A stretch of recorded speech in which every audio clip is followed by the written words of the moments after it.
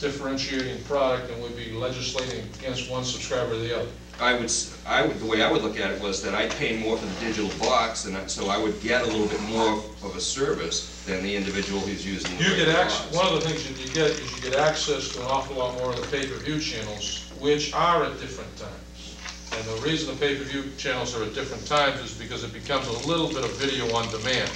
In other words, the same movie might be starting at 3 or 4 different times during the evening, so that if you have different things to do, if you have a different lifestyle, you can still say that movie. It's not exactly video on demand, but it becomes closer to being able to see a particular movie when you want to see it. So but again, going back to the HBOs, we have to assign bandwidth to those channels.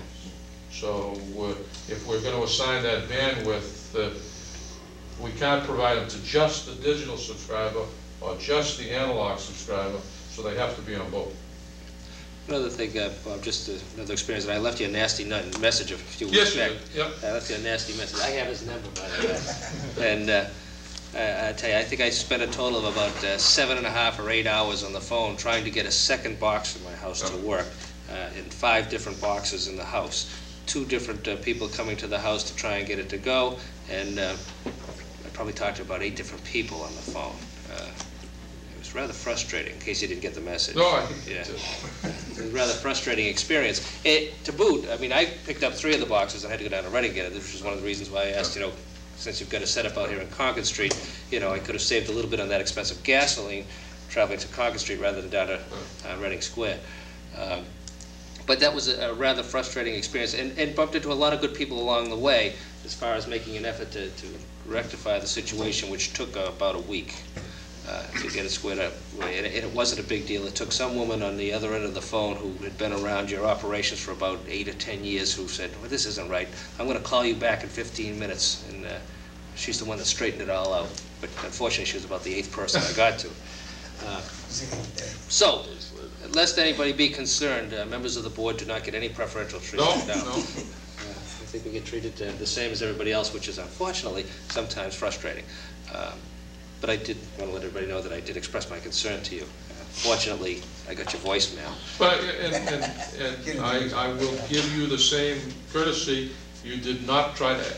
Your frustration was voiced after the fact, and you did not try to exercise absolutely as a member of the board trying to obtain that preferential treatment. So I appreciate that. I suffered through the whole process.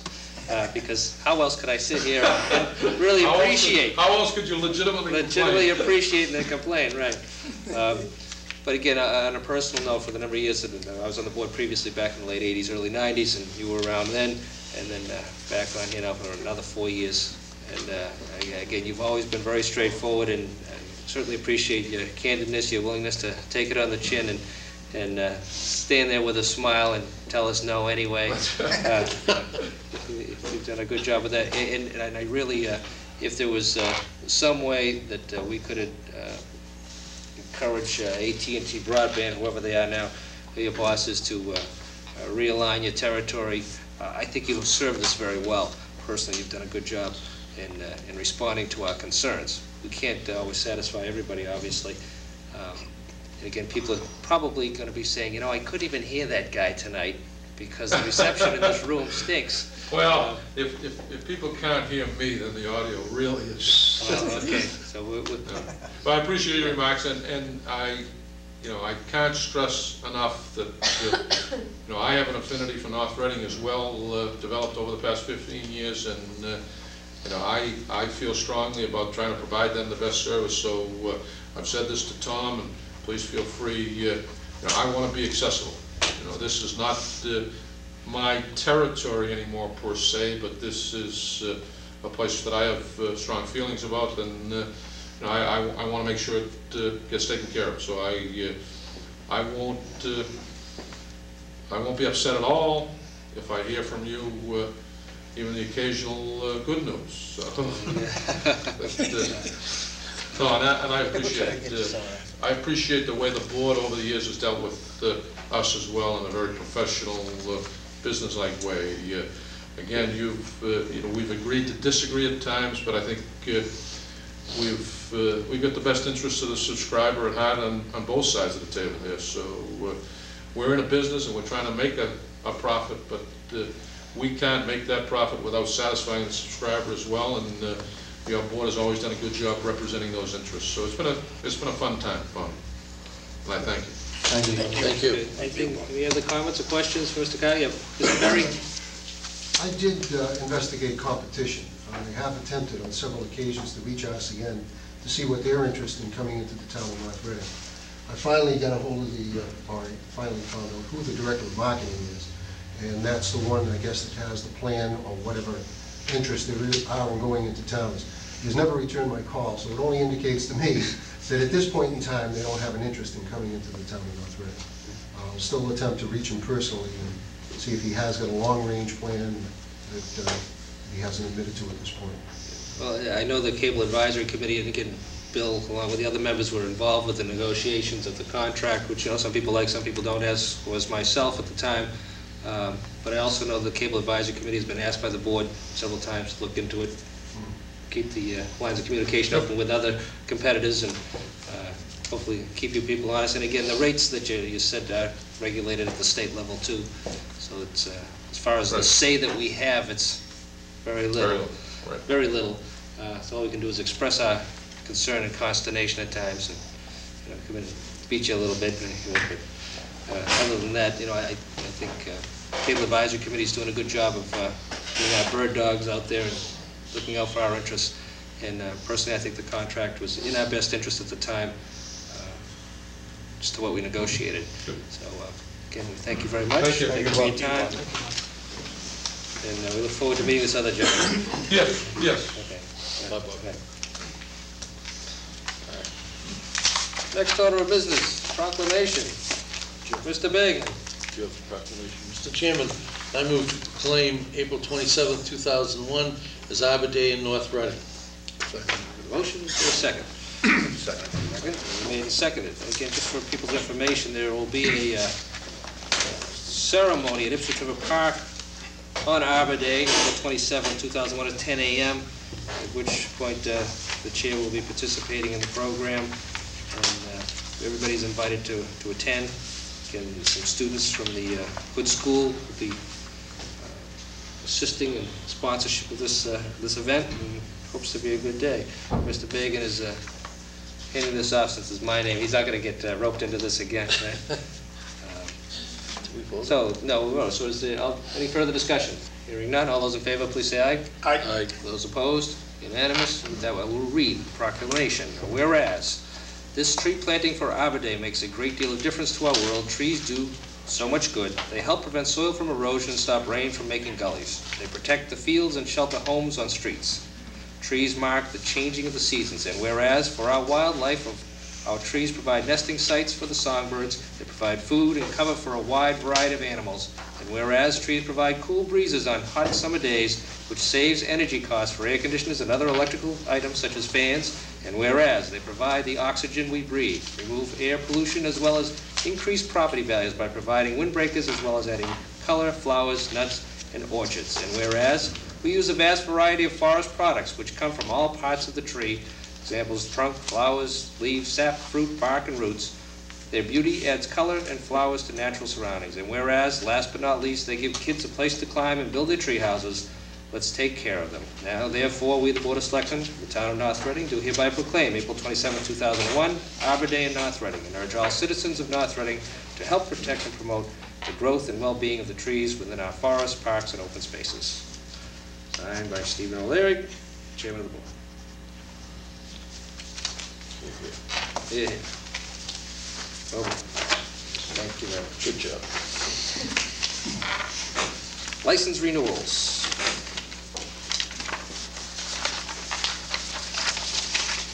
You're going to start, we have a pile there, Mr. Bagan. What order are they in? We have some motions here, but... Candlewood Lanes. Candlewood Lanes. Mr. Chairman, I move to renew the bowling alley license for Candlewood Lanes, 35 Main Street, to expire May 1st, 2002, subject to all regulatory department requirements. Second. Motion made and seconded. Let's see, as far as reports, do you have the reports on them all?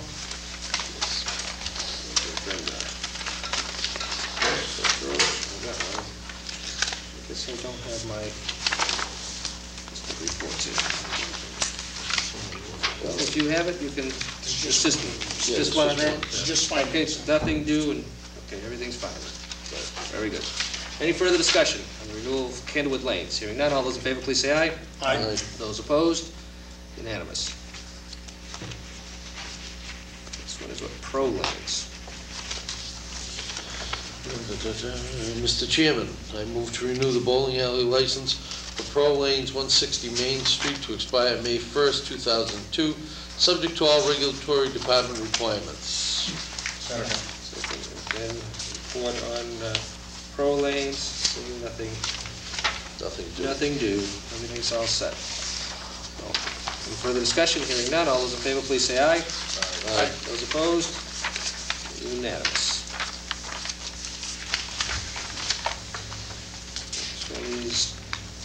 Transient vendor license.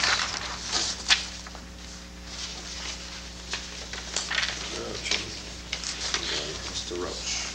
Mr. Chairman, I move to renew the transient vendor license for Brian Roach, 17 Sunset Ave, for the sale of flowers not within 300 feet of a major intersection on Route 28 to expire December 31st, 2001. Second. Motion duly made and seconded. Again, this was a license which we did issue last year after much discussion. Again, we have a report from the planning administrator suggesting that it requires site plan review from the CPC, and suggests again that we issue it prior to the site plan review approval process. The board has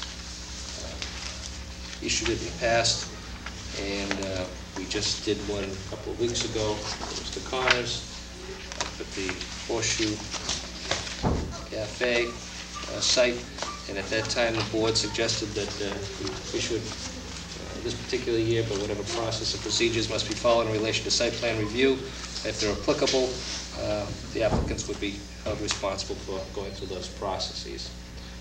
I don't know what the wishes are of the board. Discussion. Yep, Mr. Vito. Just a question, if I may, Mr. Chair, through you too, Mr. Younger. I noticed the building department did not respond where they requested to. Yes, they are.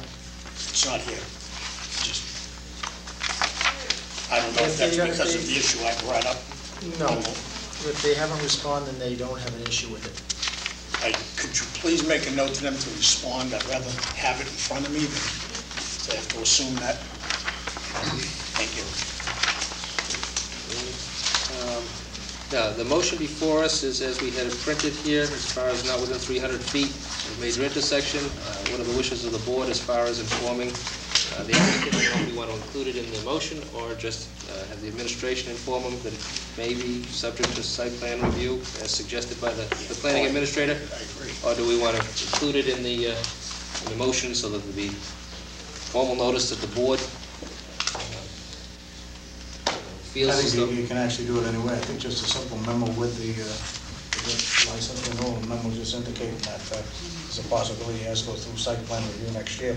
I personally don't see what this has to do with site plan review, but if in fact CPC is going to continually stress this, then I think we should either get an answer from the community planning board why they feel that it's so important to go for site plan review for a van to be selling flowers, then so be it. But I think we should get at least an explanatory reason back from CPC, because we are the issuing body. We do issue the license.